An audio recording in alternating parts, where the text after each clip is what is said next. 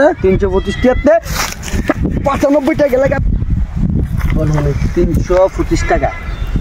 হ্যাঁ আমার কাছে আছে 95 টাকা খরচ হয়ে গেছে। আর কয়টা থাকবো আমার কাছে?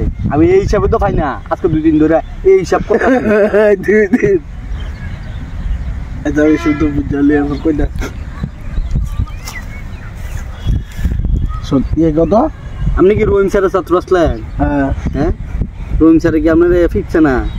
ফিউচার হলে আর ধরে বুঝবে আর যদি ফিরছে তো আপনি হিসাবটা মিলান না ভাই।